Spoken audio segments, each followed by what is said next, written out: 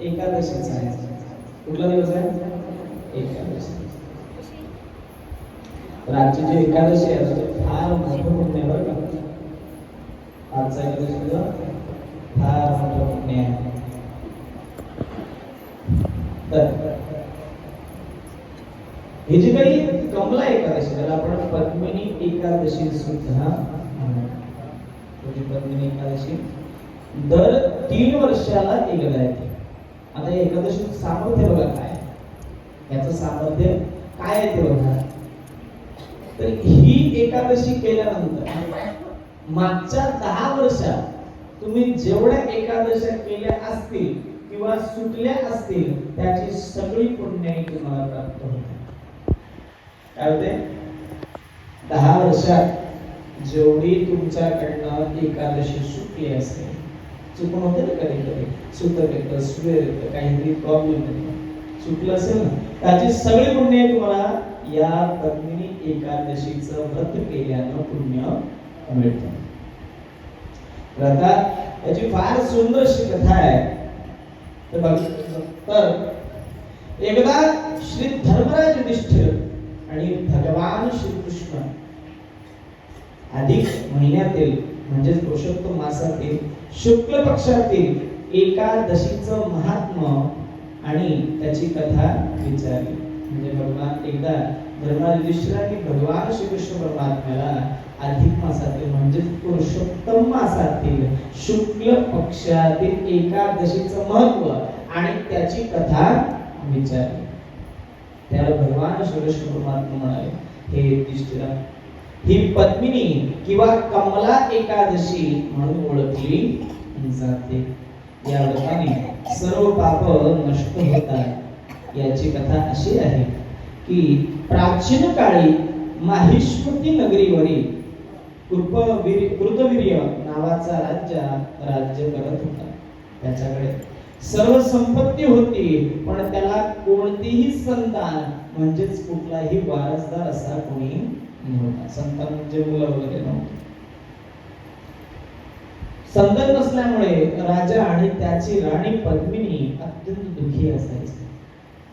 अनेक उपाय करूनही काहीच फळ न मिळाल्याने राजाने राज्याचा कारभार मंत्र्यांवर सोपवला आणि तो राणीसह हिमालयात तपस्या करण्याकरता निघून गेला. तेथे दोघांनी हजारो वर्ष कठोर तपस्या केली, परंतु तरीही त्यांना देवदर्शन किंवा वरदान प्राप्त झाले नाही. आणि राजाचे शरीर आता अत्यंत दुर्बल झाले. हे पाहून राणी पद्मिनी अतिशय व्याकुळ झाली. पूर्वी काय झालं, भगवान श्रीकृष्ण परमात्मा आता धर्मराज युधिष्ठिराला सर्व काही एकादशीची कथा सांगू लागले. भगवान म्हणतात की ऐक, तर पूर्वी माहिष्मती अशा नगरावरती कृतवीर्य नावाचा एक राजा राज्य करत होता. आता तो राजा, त्या राजाकडे सगळ्या प्रकारची संपत्ती होती, खूप धनवान होता तो राजा. परंतु त्या राजाला कोणतीही संतान म्हणजे कुठलीही मुलबाळ नव्हतं. म्हणून आता पुत्रप्राप्ती न झाल्यामुळे तो राजा आणि राणी पद्मिनी अत्यंत दुःखी असायची. आणि मग अनेक उपाय करूनही काहीच फळ न मिळाल्यामुळे राजाने तो राज्याचा जो कारभार आहे तो मंत्र्यांवर सोपवला आणि दोघेही पुत्र प्राप्तीच्या इच्छेने हिमालयामध्ये तपस्या करण्याकरता गेले. आता गेल्यानंतर त्या दोघांनी हजारो वर्ष कठोर तपस्या केली. किती वर्ष? हजारो वर्ष. तरी सुद्धा परंतु तरी त्यांना देवदर्शन किंवा वरदान घडले नाही. तेव्हा त्या राजा कृतवीर्याचे जे काही शरीर होतं ते अत्यंत दुर्बल झालं. दुर्बल म्हणजे त्या शरीरामध्ये ताकदच नव्हती. तर दुर्बल झालं होतं आणि हे पाहून राणी पद्मिनी अतिशय व्याकुळ झाली आणि तिनं सती अनुसया मातेची भेट घेतली. आता सती अनुसया माता कोण? जर माझं तपोबल असेल, जर माझ्या पतीने जेवढे तप केले ते जर कुठल्याही प्रकारचे निस्वार्थ नसतील आणि मी जर आजवर जेवढी माझी पतीची पातिव्रत्याचं पालन करून त्यांची सेवा जर मनोभावी केली असेल, हे तिघे लहान बाळ होते. विचार करत जगाच्या देवांना ज्या सती अनुसयामध्ये क्षमता आहे की लहान बाळ करण्याची, अशा सती मातेचं अनुसया मातेची भेट घेतली. आणि मग त्या राणी पद्मिनीने अनुसया मातेला आपल्या दुःखाचं कारण सांगितलं. त्यावर अनुसया मातेनं तिला उपाय म्हणून अधिक महिन्याच्या शुक्ल पक्षात येणारी पद्मिनी एकादशीचं व्रत करण्याची विधी सांगितली. अधिक महिन्यामध्ये येणाऱ्या शुक्ल पक्षातल्या पद्मिनी म्हणजेच कमला एकादशीचं काय सांगितलं विधी, व्रत करण्याची विधी सांगितली. आता अनुसूया मातेच्या सांगण्यावरून राणी पद्मिनीनं संपूर्ण भक्तिभावानं आणि नियमानं पद्मिनी एकादशीचा उपवास केला आणि तिने रात्री जागरण केले आणि भगवान विष्णूंची पूजा केली. राणीच्या या कठोर व्रतामुळे भगवान श्रीमन्नारायण अत्यंत प्रसन्न झाले आणि भगवान गरुडावर बसून प्रकट झाले आणि म्हणाले, हे देवी, मी तुझ्या भक्तीवर आणि व्रतावर प्रसन्न आहे, तू वरदान मला. बघा, फक्त एक एकादशी केली पद्मिनीने, कोणाला सांगाल, माता अनुसूयेच्या सांगण्यावरून पद्मिनी एकादशीचं व्रत त्यांनी केलं आणि केल्यानंतर अत्यंत कठोर उपवास केला बरं का, अगदी भक्ती भावाने आणि नियमानं मनापासून केलं. आणि मनापासून केल्यानंतर ते रात्री जागरण केले, झोपले नाही, ते रात्रभर जागरण केलं. तिने जागरण केल्यानंतर त्या या सगळ्या गोष्टीवर भगवान श्रीमन्नारायण भगवान महाविष्णू प्रसन्न झाले आणि तिला गरुडावर बसून दर्शन दिलं. काय दिलं? गरुडावरती बसून भगवंताला दर्शन दिलं. आता दिल्यानंतर देव म्हणाला, ते म्हणतात, हे देवी, मी तुझ्या भक्तीवर आणि व्रतावर प्रसन्न आहे, तू वरदान माग. तेव्हा राणीनं म्हणजे राणी पद्मिनीनं हात जोडून विनंती केली आणि म्हणाली, हे प्रभू, माझ्या पतीला पुत्र प्राप्तीचे वरदान द्या. भगवान विष्णूने म्हणाले, तथास्तु. आणि राजाला सर्व दुःख आणि दुर्बलतेतून मुक्त केलं. काही काळानंतर त्यांना अत्यंत पराक्रमी आणि ज्ञानी असा कार्तिवीर्य नावाचा पुत्र झाला. अशा प्रकारचं कठोर व्रत केल्यामुळे भगवान महाविष्णू प्रसन्न झाले आणि प्रसन्न स्थितीमध्ये येऊन त्यांनी त्या राणी पद्मिनीला काय सांगितलं, वरदान मागायला सांगितलं. आणि मग राणी पद्मिनी त्या भगवंताला काय म्हणाले, त्यांनी हात जोडून विनंती केली आणि म्हणाले, हे प्रभू, माझ्या पतीला पुत्र प्राप्तीचे वरदान द्या. आणि भगवान महाविष्णू काय म्हणाले, तथास्तु. म्हणजेच काय, जसं बोललीस तसंच हो. मग असं झाल्यानंतर आता भगवंतानं राजाला सर्व दुःखातून बाहेर काढले आणि दुर्बलतेतून मुक्त केले. जेव्हा भगवंताचं प्रेम भक्तावर चढतं ना, तेव्हा त्याला दुःखात बघवत नाही. म्हणून देव काय करतात माहितीये का, पहिले दुःख आणून त्याचं दुःख संपवतात. पहिलेच दुःख काय करतात, आणतात. आता भरपूर लोकांना असं वाटतं, बघून महाराज, आम्ही एवढे एकादशी केले, एवढे पूजा पाठ करतो, एवढं सगळं करतो, तरी सगळ्यात जास्त दुःख आम्हाला का? कारण देवाला असं वाटतं की तुमच्या जीवनातलं सगळं दुःख संपवून तुमचं शरीर ना आता दुःख झेलण्यासारखं आहे, झेलू शकतं, तर ताकद आहे. पण तुम्हाला दुःख त्यावेळेला मिळणार नाही ज्यावेळेला तुमचं शरीर ते भोगू शकणार नाही.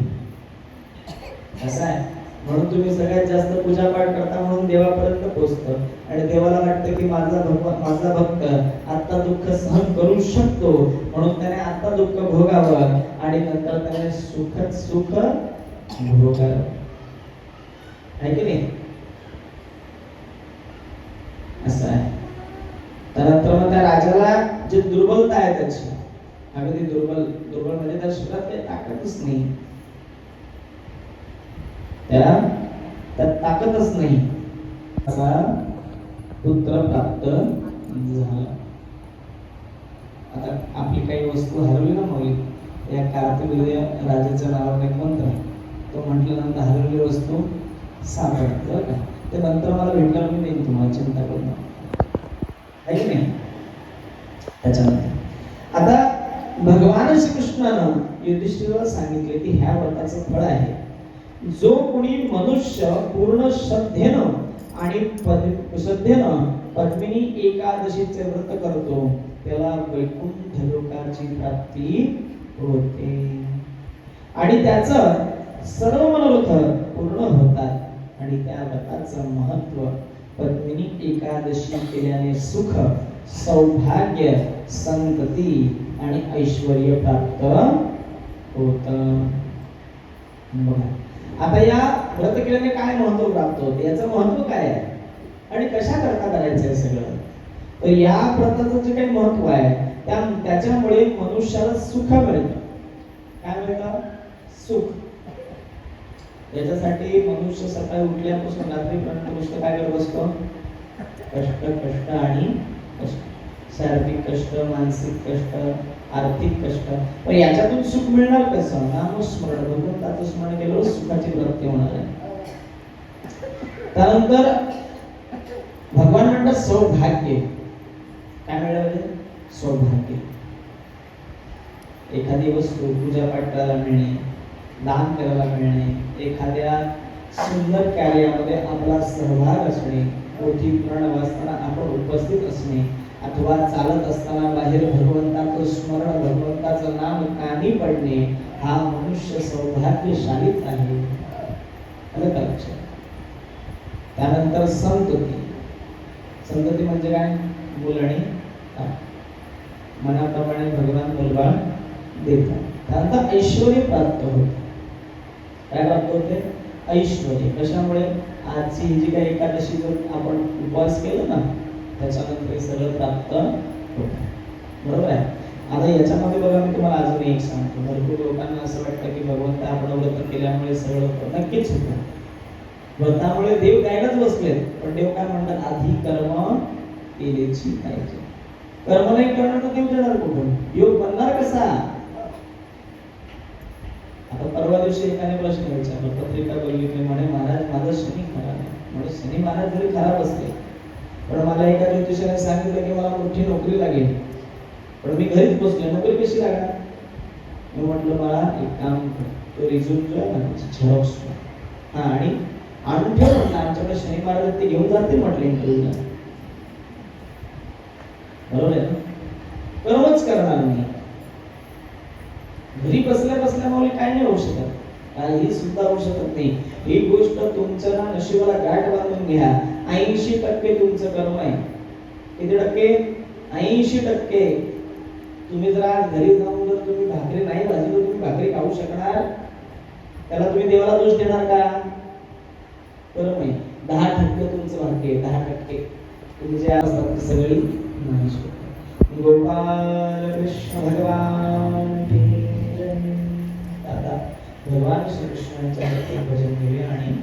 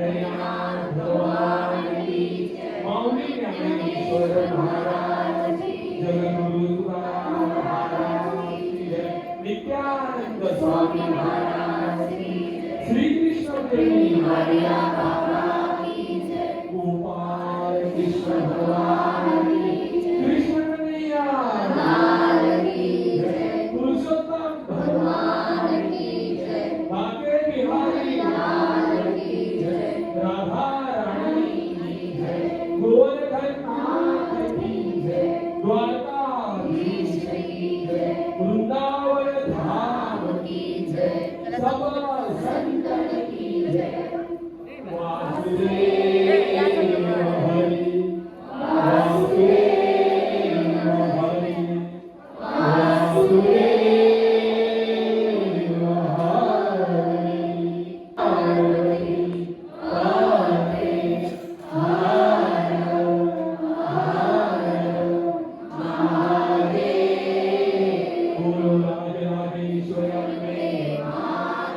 प्रभु रामचंद्र भगवान की जय बजरंग बली की जय पवन हनुमान की जय उमापति महादेव की जय जय जय श्री राम आज के आनंद की जय अपने अपने माता पिता की जय हरे कृष्णा कृष्णा कृष्णा हरे हरे हरे राम राम राम हरे हरे हरे कृष्णा कृष्णा कृष्णा हरे हरे हरे राम राम राम हरे हरे हरे कृष्णा कृष्णा कृष्ण हरे हरे हरे राम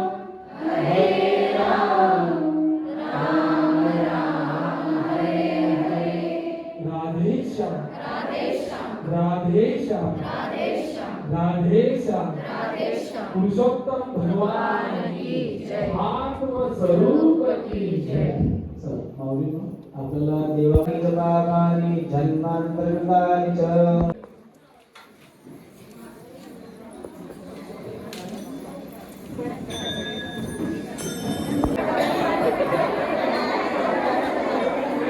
अशा प्रकारे आमच्या ते नंबर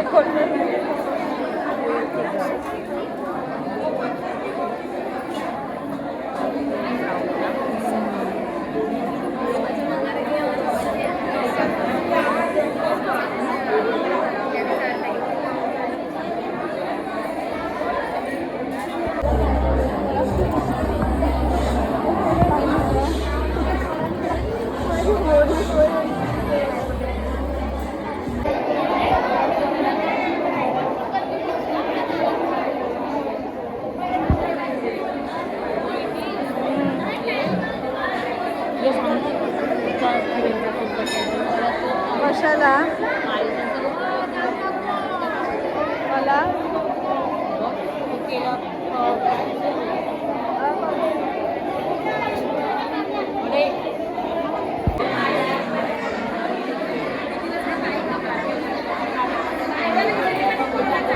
हे बघा गाई सगळे वेट करत आहेत 12 वाजायचा 12 वाजता काय आहे 12 वाजता ग कमल चढवणार आहे करिश्मा पाणी घेऊन आलेले आहे आमच्यासाठी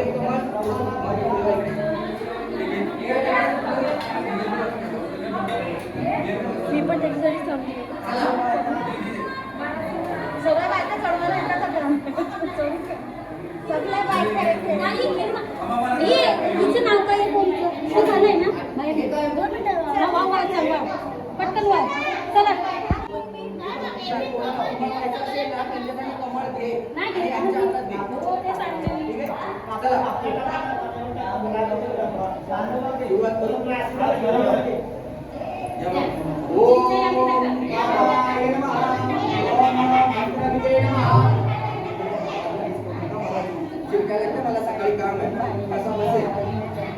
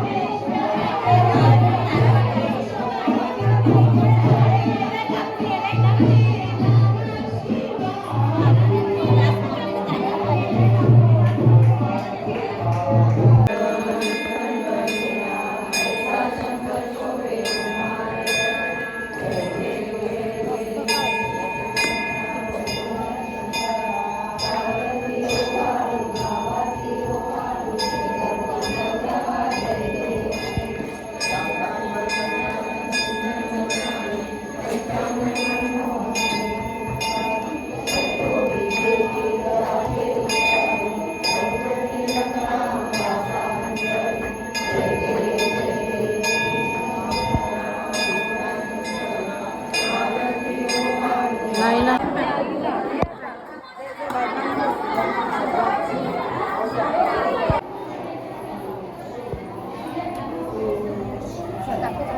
चला चला पटापट पटापट वा मोक्या बायका नजून